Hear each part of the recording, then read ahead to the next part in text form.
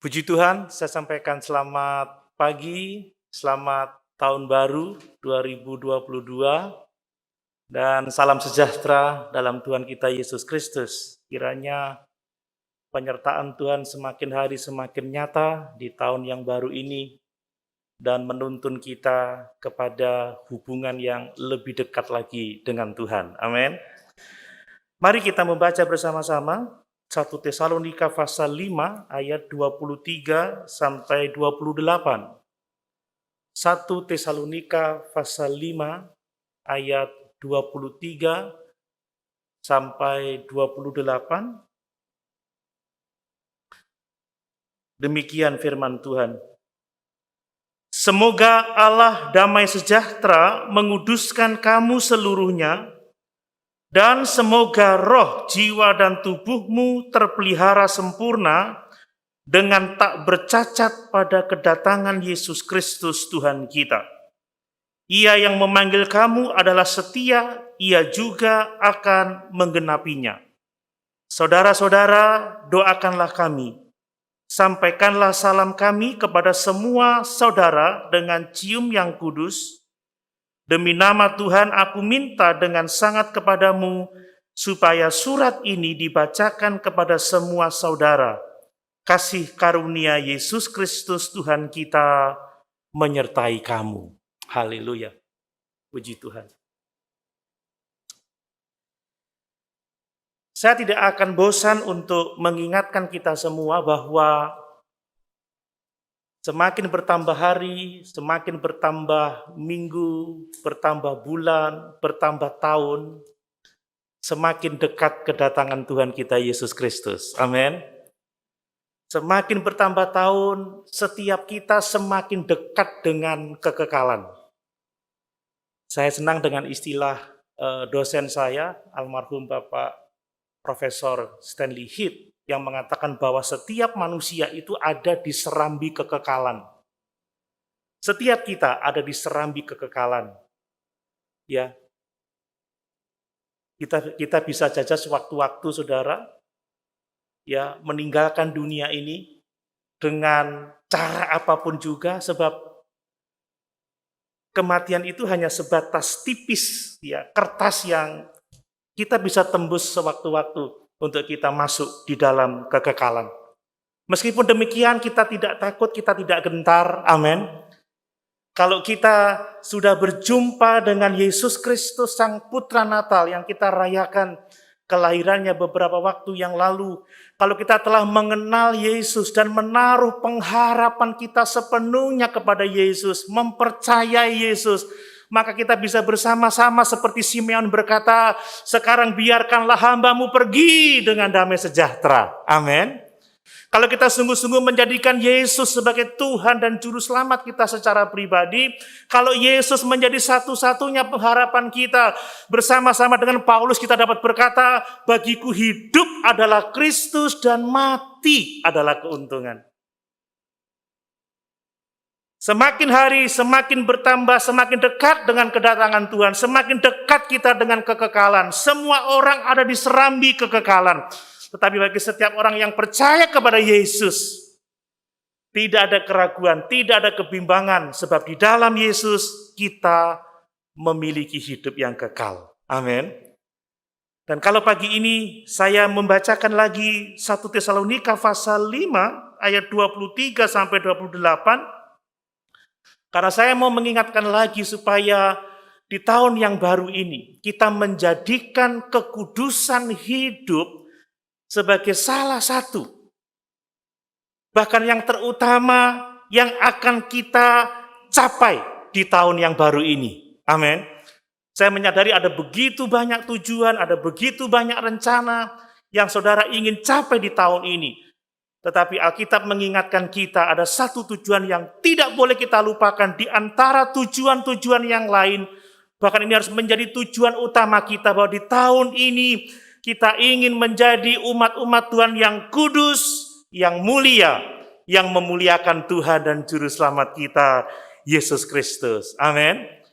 Bapak Ibu saudara dikasihi oleh Tuhan, ayat-ayat ini adalah bagian akhir dari surat Rasul Paulus yang pertama kepada jemaat di Tesalonika yang relatif muda. Ini jemaat baru ya. Ya baru usia beberapa bulan ya, tidak sampai tahunan ya. Ini jemaat di Tesalonika. Tetapi kepada jemaat yang relatif masih baru ini saudara, Paulus mengemukakan doa dan harapannya supaya Allah damai sejahtera itu menguduskan mereka sepenuhnya dan supaya roh, jiwa, dan tubuh mereka terpelihara sempurna dengan tak bercacat pada kedatangan Tuhan kita Yesus Kristus. Ini doa dan harapan seorang rasul Tuhan Yesus Kristus yang kita kenal reputasinya. Dia berdoa, dia berharap supaya jemaat kudus dalam hidup mereka.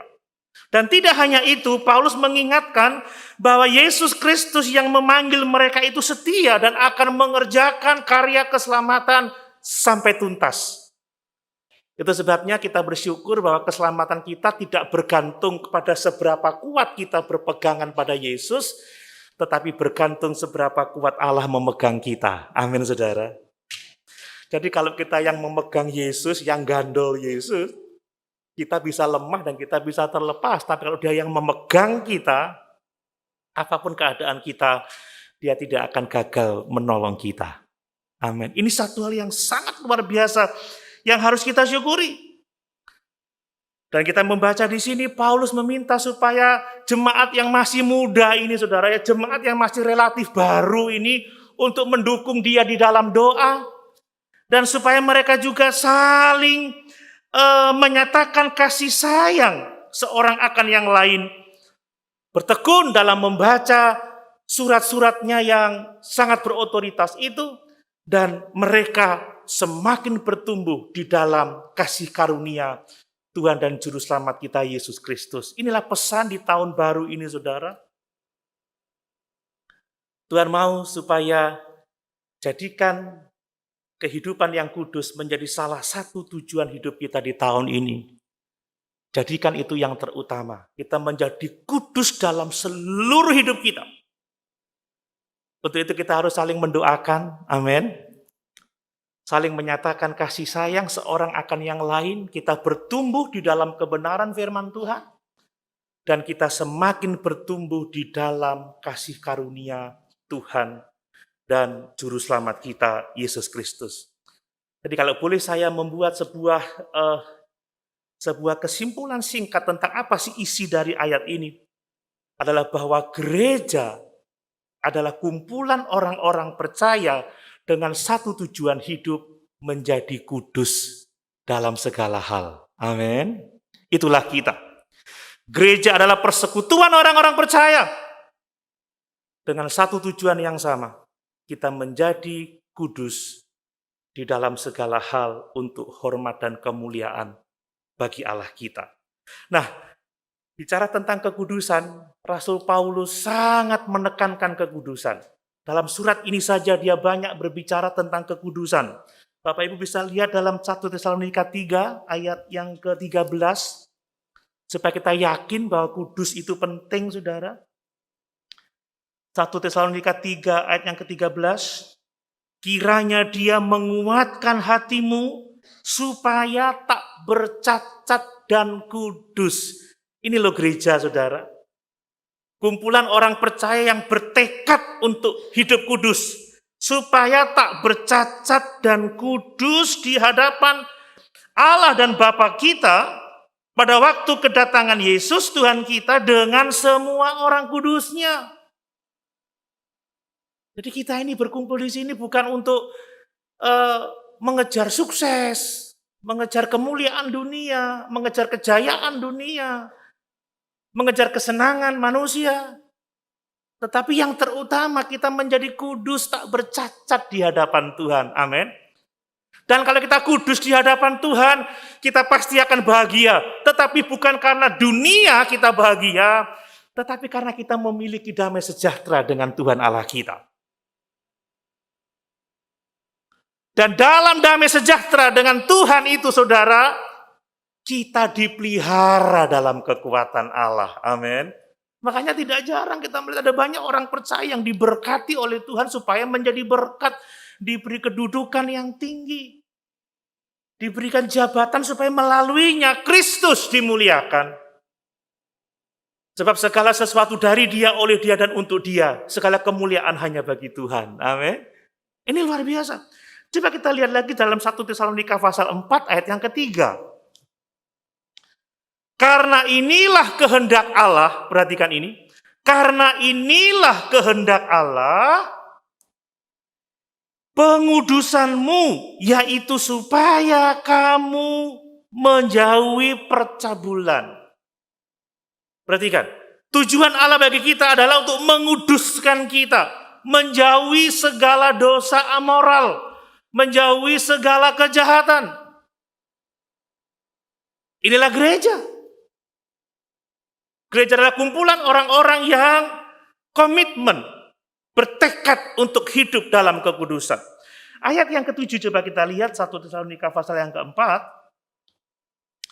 Allah memanggil kita bukan untuk melakukan apa yang cemar, melainkan apa yang kudus. Amin. Jadi inilah gereja, inilah orang percaya. Adalah kumpulan orang-orang yang beriman kepada Yesus Kristus, yang telah dikuduskan dan bertekad untuk membangun hidup kudus. Karena Allah dikatakan menguatkan hati kita supaya kita tak bercacat dan kudus pada waktu kedatangannya. Adalah kehendak Allah pengudusan hidup kita.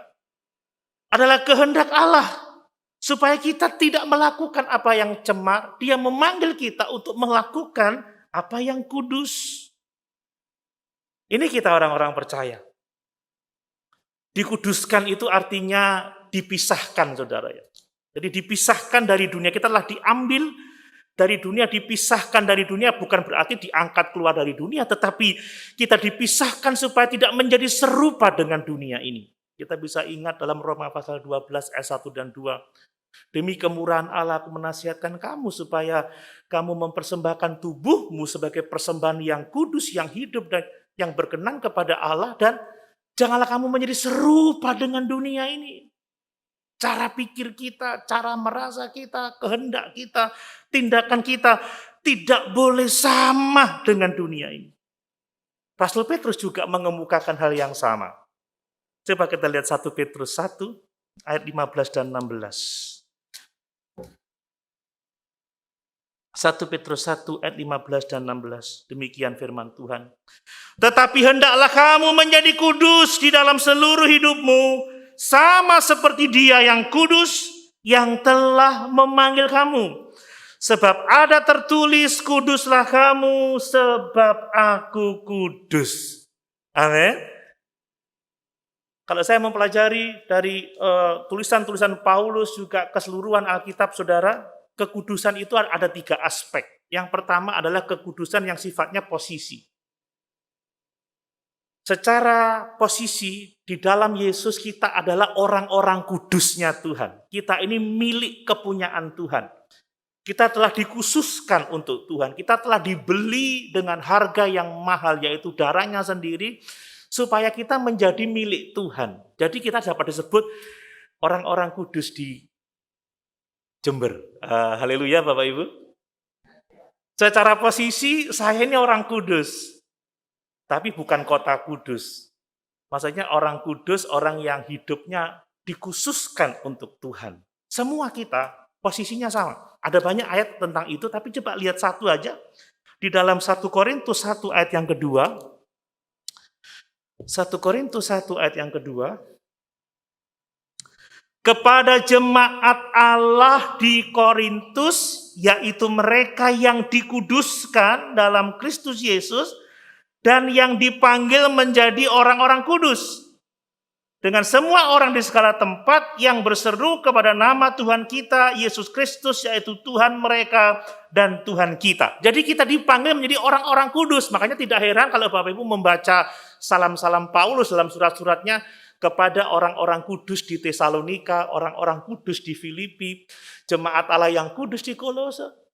Secara posisi kita orang kudus. Kita miliknya Allah. Kalau milih Allah dikasih tidak, Bapak Ibu Saudara? Pasti kita dikasih, pasti kita dipeliharanya. Banyak hal yang tidak bisa kita prediksi di tahun ini. Ada kekuatan-kekuatan dahsyat yang ingin menghancurkan dunia ini. Tetapi jangan fokus pada kekuatan-kekuatan dahsyat yang mau menghancurkan dunia ini. Jangan fokus kepada situasi dunia ini, tapi fokus kepada Allah yang maha kuasa, yang maha dahsyat, yang memiliki kita. Amin. Amin. Saya akan membela mati-matian anak-anak saya dengan kekuatan saya. Apalagi Tuhan, saudara. Kalau masih berdosa saja kita sudah diselamatkan dengan darahnya, apalagi sesudah kita percaya Yesus. Tidak perlu khawatir akan hidup ini. Makanya dia berkata, jangan khawatir tentang apapun juga, tentang apa yang akan kau makan, minum, pakai. Semuanya itu dicari bangsa-bangsa yang tidak mengenal Allah, tetapi Allah tahu kebutuhan kita dan dia akan menambahkan itu kepada kita. Ini harapan hanya ada di dalam Yesus. Jadi secara posisi kita ini orang kudusnya Tuhan. Jadi kalau saya bicara untuk orang-orang kudus di gereja ini, tidak salah saudara, memang kita orang kudus. Miliknya Allah. Yang berikutnya adalah aspek progresif. Kita adalah orang kudusnya Tuhan, sementara dikuduskan secara progresif, yaitu pikiran, perasaan, dan perbuatan kita, kehendak kita, sementara dikuduskan oleh Tuhan. Dan ini berlangsung selama proses kehidupan kita. Ini berlangsung selama kehidupan kita. Setiap kita orang-orang kudus dikuduskan setiap hari. Menjadi lebih baik, menjadi lebih baik, menjadi lebih bersih. Sampai kita mengalami kemuliaan yang semakin besar. Dan keserupaan dengan Yesus Kristus Tuhan kita. Makanya tambah hari tambah seperti Yesus. Satu ayat lagi, 2 Korintus 3 ayat 18. 2 Korintus 3 ayat 18. Tadi doanya Pak Agus mujarab sekali. Badai yang baru, khotbahnya caranya baru gitu ya, santai ya. 2 Korintus 3 ayat 18. 2 Korintus 3 yang ke-18. Dan kita semua mencerminkan kemuliaan Tuhan dengan muka yang tidak berselubung. Dan karena kemuliaan itu datangnya dari Tuhan yang adalah Roh, perhatikan, maka kita diubah menjadi serupa dengan gambarnya dalam kemuliaan yang semakin besar. Jadi orang-orang Kristen adalah orang-orang yang berkomitmen untuk hidup kudus, yang setiap harinya akan diubah menjadi serupa dengan Yesus dalam kemuliaan yang semakin besar. Jadi fokus kita adalah keserupaan dengan Yesus, bukan hal-hal yang material yang ada di dunia ini. Sayang kalau gereja mempromosikan ikut Tuhan kaya, ikut Tuhan sukses, ikut Tuhan sehat, diberkati. Memang ikut Tuhan ada berkat, tetapi panggilan kita adalah supaya kita menjadi serupa dengan gambaran anaknya, yaitu Yesus Kristus Tuhan kita.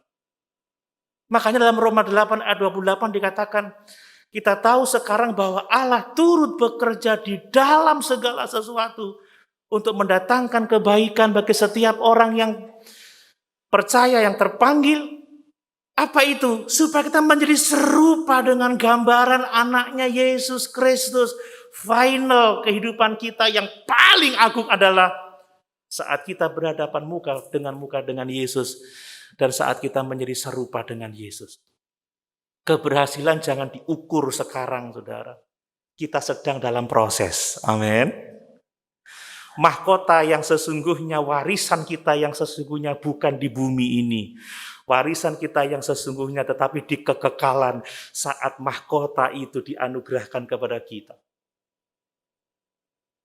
Apa artinya ada banyak piala di rumah, saudara, ada banyak penghargaan di rumah, tapi di surga kita tidak dikenal oleh Tuhan, kan seperti itu. Makanya Tuhan Yesus berkata, apalah artinya kita memiliki seluruh isi dunia ini kalau jiwa kita binasa. Makanya saya tekankan pada waktu Natal, siapapun kita, apapun keadaan kita, Kalau kita datang kepada Yesus Sang Mesias Juru Selamat untuk keselamatan jiwa kita, siapapun kita bisa bersukacita dengan sukacita yang sama.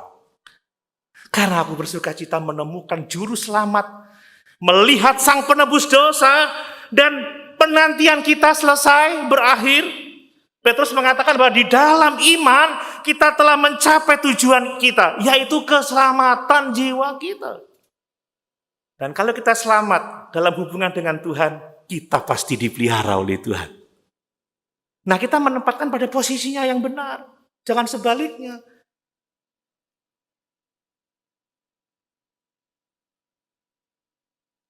Jadi, peluk Tuhan dulu. Hidup dalam naungannya. Dan nikmati berkat-berkatnya. Jangan kejar berkat Tuhan baru mengharapkan surga.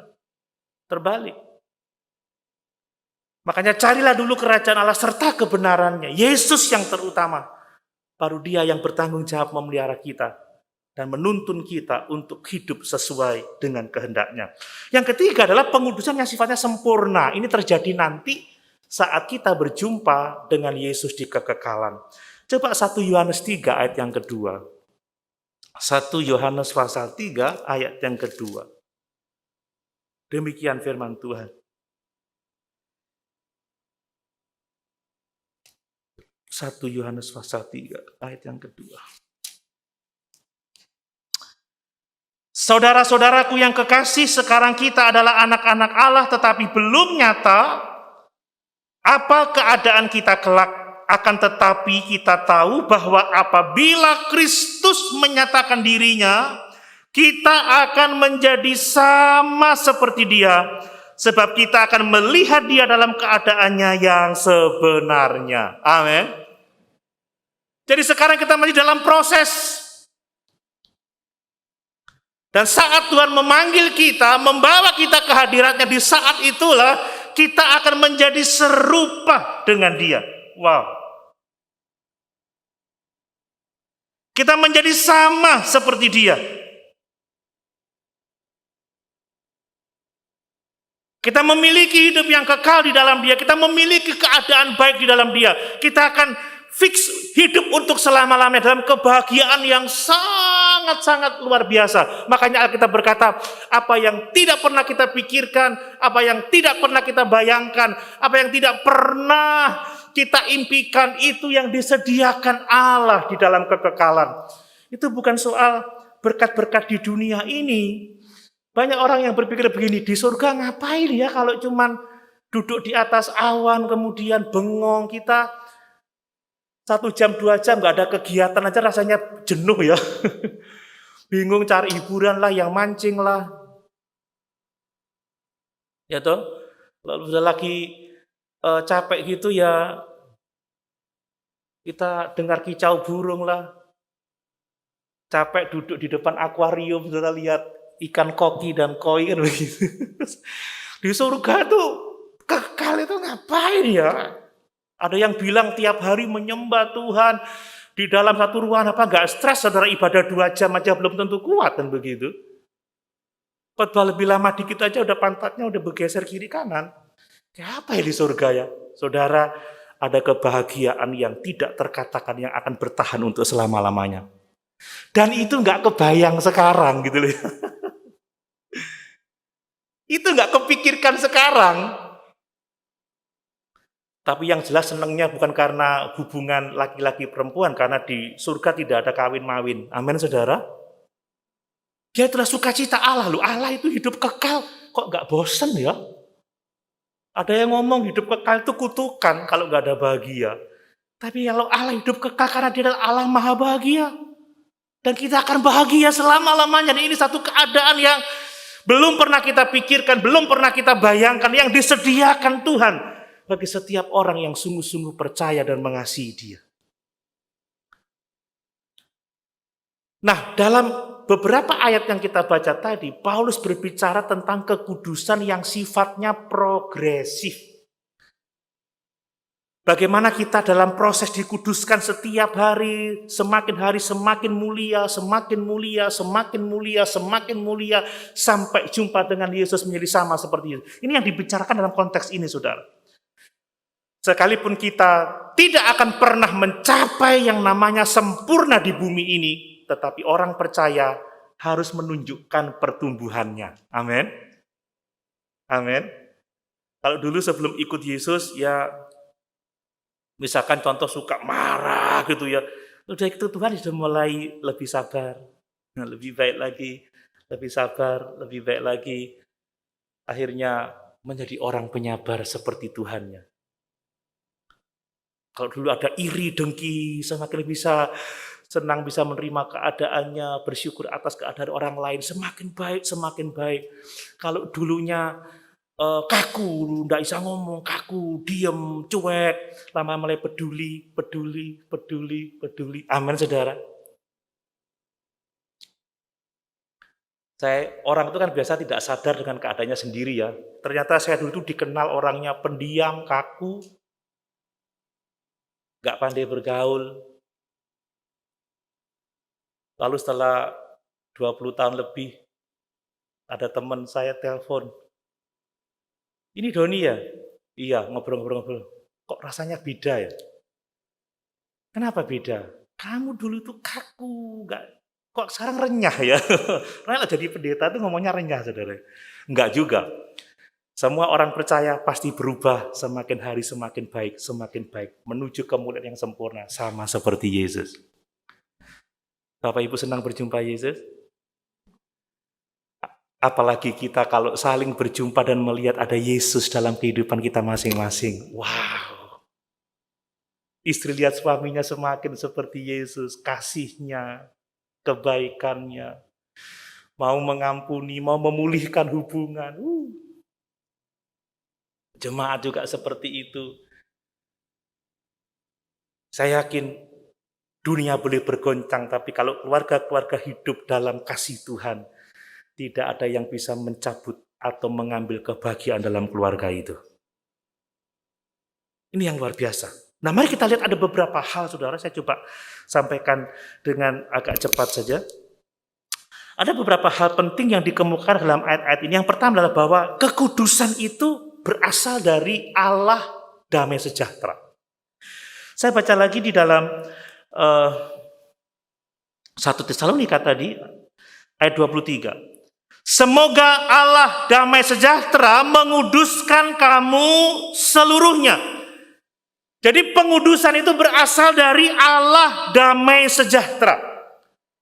Pengudusan itu hanya berasal dari Tuhan. Jadi kita tidak bisa kudus dengan kekuatan kita sendiri, tetapi kekudusan kita bergantung kepada Tuhan yang berkarya dalam kehidupan kita. Itu sebabnya Dia memanggil kita untuk hidup kudus dan Dia memberi kekuatan kepada kita untuk hidup dalam kekudusan. Jadi sumbernya itu adalah Allah damai sejahtera. Dan saya mau mengemukakan bahwa pengudusan atau kekudusan itu adalah alat yang Tuhan pakai untuk memberikan damai sejahtera dalam setiap kehidupan kita. Amin, saudara. Tanpa kekudusan tidak ada damai sejahtera. Contoh kecil, kalau kita masih hidup dalam dosa, nggak ada damai, saudara. Kita berseteru dengan Tuhan. Kalau Tuhan tidak membenarkan kita, tidak menguduskan kita, kita nggak akan bisa hidup dalam damai sejahtera. Kalau ada kejahatan di dalam hidup kita nggak bisa damai sejahtera dengan orang lain. Coba kalau seorang suami berbohong, kemudian ada indikasi istrinya tahu, nggak sejahtera, saudara. Kan seperti itu. Coba kalau orang sudah mencoba melakukan sebuah kejahatan, bermain api, dan orang sudah mulai mengetahui dia sumbernya, udah mulai nggak damai, sudah. Penyelesaiannya di mana? Di pengudusan. Jadi kalau Allah menguduskan kita, memberi status kudus kepada kita, supaya kita punya damai sejahtera dengan Allah. Kalau Allah memproses hidup kita menjadi kudus, supaya kita bisa berdamai dengan diri sendiri, berdamai dengan sesama. Dan kalau kita ketemu Tuhan disempurnakan, karena memang di surga tidak akan ada dosa. Tidak ada sesuatu yang di bawah standar Tuhan yang bisa masuk dalam kekekalan. Tidak ada sedikit pun ketidaksempurnaan yang boleh masuk di dalam kerajaan surga. Makanya Allah menguduskan kita sebagai alat untuk memberikan damai sejahtera. Dan saat kita bertumbuh dalam kedamaian, dalam damai sejahtera, itu membuktikan bahwa kekudusan ada dalam hidup kita. Kalau orang merasa damai dalam dosa, dia sudah sama sekali jauh dari Tuhan. Bisa ketawa setelah merugikan orang, bisa tidur nyenyak setelah menyakiti hati orang. Itu jelas jauh dari Tuhan. Tapi kalau saudara menyakiti hati orang terus tidak bisa tidur, saudara, Tuhan ampuni saya, Tuhan masih bekerja dalam diri kita. Amin. Ya, habis ngambil barang orang lain, kita makan, seneng. Wah, sudah tidak ada Tuhan. Kalau orang mengambil barang, tahu, tuh aku gak sejahtera, bingung mengembalikan, Tuhan bekerja dalam hati. Kita akan mendapatkan damai sejahtera kalau kita memiliki hubungan yang benar dengan Tuhan dan hubungan yang benar dengan sesama. Amin, saudara. Bapak Ibu kalau pegel sama saya, senang nggak lihat saya berdiri di sini? Nggak senang kan? Tapi kalau kita dikuduskan, ada damai, ada sukacita. Itu cara Allah untuk memberikan damai sejahtera kepada kita. Nah kemudian, kekudusan itu meliputi seluruh kehidupan kita. Semoga Allah damai sejahtera menguduskan kamu seluruhnya dan semoga roh, jiwa, dan tubuhmu terpelihara sempurna, tak bercacat pada kedatangan Kristus Tuhan kita. Ini berbicara mengenai kekudusan yang seutuhnya. Proses pengudusan itu meliputi hal yang rohani dan yang jasmani. Ada orang yang mengatakan tubuh itu nggak akan pernah bisa dikuduskan. Tubuh itu jelas berdosa. Tapi berbeda dengan Alkitab, setelah kita dibenarkan, dihidupkan, roh kita kembali, punya persekutuan dengan Allah, maka tubuh ini harus dikuduskan. Untuk apa? Untuk melayani Tuhan. Makanya tadi kita membaca, jauhilah percabulan. Karena tubuh kita adalah bait Allah, bait Roh Kudus. Kalau kita tergoda untuk mencemarkan tubuh kita dengan berbagai macam dosa, ingat bahwa Tuhan mau tubuh kita juga dikuduskan untuk memuliakan Tuhan. Bahkan tubuh ini harus didisiplin dengan cara apa? Melayani Tuhan. Amin Bapak Ibu. Saya bersyukur biasanya ya seperti ini tadi teman-teman di depan bilang tahun baru sepi om. Tapi yang disiplin ya tetap melayani saudara ya. Amin.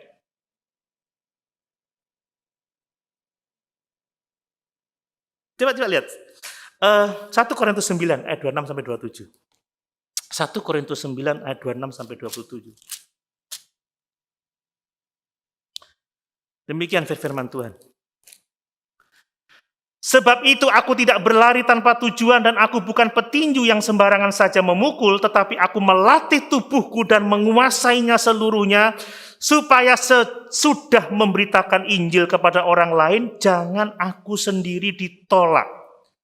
Jadi ada hubungan antara melatih tubuh, mendisiplin tubuh dengan pelayanan, saudara. Ya. Hari yang keempat kemarin vertigo saya pagi itu agak kumat. Malam sudah terasa tapi saya tidak minum. Biasanya saya minum Vertigo. Ya berdoa minum Vertigo. Tapi saya langsung tidur saja, bisa tidur. Pagi bangun masih muter nih kepala. Saya minum Vertigo. Saya cek jam 11:30 belum juga enak. Saya minum Vertigo. Banyak orang yang tidak tahu kan. Sebelum ke gereja saya minum lagi. Dan memang saya lihat perform saya agak menurun, ingatan saya menjadi juga kurang tajam. Jadi kalau kita kurang sehat, maka tidak heran kalau ada yang berkata, kok kelihatan loyo ya sore ini. Saudara, kalau kita sehat, kita semakin lebih baik lagi melayani Tuhan. Amin. Jadi kalau mau sehat untuk Tuhan, itu sah saudara, itu benar. Jadi nanti kalau pendetanya sehat, bugar, ya, wah tubuhnya atletis, jangan dibilang tebar pesona, enggak saudara. Oh mau cari ini dari perhatian dari yang muda-muda, enggak. Tujuannya supaya pelayanannya jadi lebih baik. Amin. Ya kan kasihan ya kalau kita mau pingsan di waktu khotbah, mengerikan. Kemudian Saudara, kekudusan itu tujuannya adalah Allah dan untuk menyongsong kedatangan Tuhan. Saya baca ayat 23 dalam 1 Tesalonika tadi, pasal 5. Ya. Semoga Allah damai sejahtera menguduskan kamu seluruhnya dan semoga roh, jiwa, dan tubuhmu terpelihara sempurna dan tak bercacat pada kedatangan Yesus Kristus Tuhan kita. Jadi fokus dari kekudusan kita adalah untuk menyongsong kedatangan Tuhan kembali. Kita ini sedang menantikan kedatangan Tuhan. Amin. Makanya sebenarnya bahagia itu bagi orang yang menanti-nantikan Tuhan. Ingat kata Paulus di dalam 2 Timotius pasal yang ke-4 itu, Saudara, dia mengatakan, sekarang telah tersedia bagiku mahkota kebenaran, bukan hanya bagiku, tetapi bagi semua orang yang menantikan kedatangannya. Kalau kita tidak menantikan kedatangan Tuhan, kita nggak prepare, kita nggak siap-siap, Saudara. Kalau kita menantikan seseorang, kita akan prepare. Aku harus kelihatan bersih, segar, sehat. Aku harus bisa menyambut dengan baik. Rumah harus dibersihkan, akan ada tamu. Tapi kalau kita mikir gak akan ada tamu, ya kita ya santai, Saudara. Tapi ketika kita menantikan Tuhan setiap hari dalam hidup kita, kita prepare setiap hari untuk menjemput Tuhan. Amin, Saudara. Amin. Kita harus kudus tak bercacat menjelang kedatangan Tuhan. Kita harus kedapatan kudus tak bercacat di hadapan Tuhan dan di hadapan manusia. Waduh, Saudara, ini hal yang sangat luar biasa. Tapi tidak berarti bahwa kita tidak pernah berbuat salah, tidak. Kita tidak bercacat artinya bahwa enggak ada yang menuduh di hati kita bahwa kita ini tidak layak gitu. Karena kita telah menyelesaikan dosa dari tingkat hati. Pertobatan itu di dalam hati. Aku udah membuang pikiran jahat, membuang segala kejahatan. Ingat dari khotbah kita di Kolose, buanglah segala iri, dengki, geram, kemarahan. Kemudian kalau kita tidak bercacat di hadapan orang lain, bukan berarti kita tidak pernah berbuat salah. Tapi kalau kita pernah bersalah, kita sudah berusaha untuk menyelesaikannya. Amin, Saudara. Jadi nggak ada yang bisa menuduh hati kita karena kita sudah membuang semua dosa. Dan kalau kita pernah berbuat salah, kita sudah menyelesaikannya. Kita sudah berdamai. Seperti itu. Disitulah kita tidak bercacat celah. Dan kita harus dimotivasi oleh apa? Oleh kedatangan Tuhan kembali. Sebab ketika dia datang kembali, dia akan menghakimi orang-orang yang tidak percaya dan memberi upah kepada orang-orang yang setia memenuhi panggilannya. Seperti orang yang menerima 1 talenta, 2 talenta, dan 5 talenta. Ketika Tuhan datang, dia akan meminta pertanggungjawaban kita. Dan itu serius, itu sungguh-sungguh. Dan kita rindu. Ketika dia datang, kita bisa mendengar, baik sekali perbuatanmu, hambaku yang baik dan setia. Amin, Saudara. Masuklah dalam kebahagiaan Tuhanmu. Dan itu menjadi penting dalam kehidupan kita. Mari, kekudusan harus kita perjuangkan. Dengan cara apa? Kita belajar di Kolose. Buang semua yang jahat, buang iri, buang dengki, tinggalkan semua kejahatan. Dan mengenakan Kristus dalam kehidupan kita. Itu menjadi sangat penting. Dan jangan lupa, Saudara, kekudusan itu bertumbuh saat kita ada bersama-sama dengan orang percaya yang lain. Amin.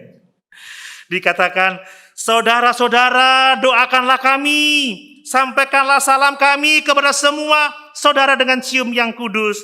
Demi nama Tuhan aku minta dengan sangat kepadamu supaya surat ini dibacakan kepada semua saudara. Kita tidak bisa bertumbuh tanpa orang percaya lain di sekitar kita. Siapa yang akan menegur kita? Siapa yang akan mendoakan kita? Siapa yang akan menguatkan kita? Itu sebabnya kemarin di hari terakhir Natal saya katakan hal-hal baik terjadi pada waktu kita bertemu dengan orang-orang percaya yang lain. Amin. Sesama orang percaya saling mendoakan. Paulus aja minta didoakan, apalagi saya.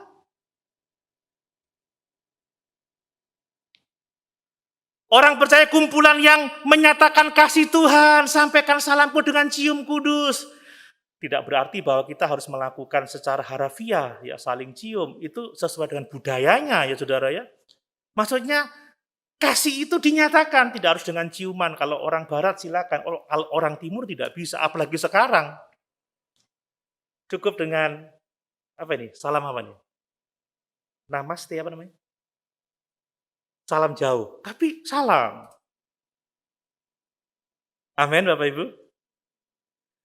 Dan gereja adalah komunitas di mana firman Tuhan diberitakan. Lihat, supaya surat ini dibaca kepada semua saudara. Surat Paulus adalah firman Allah. Alkitab diajarkan. Tanpa persekutuan, tanpa gereja, kita nggak bisa bertemu. Jangan ngomong, enggak, yang penting aku wis Kristen, percaya Yesus, gak gereja-gerejaan, enggak apa-apa. Yang penting aku nggak berbuat dosa. Kita nggak akan bertemu. Gereja itu nggak solo, gereja itu persekutuan. Amin. Makanya kata kitab Ibrani, janganlah engkau membiasakan meninggalkan hari-hari ibadah seperti dibiasakan oleh beberapa orang. Tetapi giatlah melakukannya menjelang hari Tuhan yang mendekat. Dan yang terakhir saudara, untuk kita bertumbuh dalam kekudusan, kita butuh kasih karunia Allah. Amin. Kasih karunia Yesus Kristus Tuhan kita menyertai kamu. Ini bukan sekedar salam penutup, tetapi ini doa dan ini harapan. Sebab hanya di dalam kasih karunia Yesus Kristus kita akan bertumbuh di dalam kekudusan. Di balik keselamatan kita ada kasih karunia Allah. Itu sebabnya kita harus bertumbuh di dalam kasih karunia Allah. Kasih karunia Tuhan Yesus Kristus. 2 Timotius 2 ayat 1, saudara, ini penting untuk kita baca supaya kita paham teks ini. 2 Timotius 2 ayat 1. Pentingnya bertumbuh dalam kasih karunia Allah.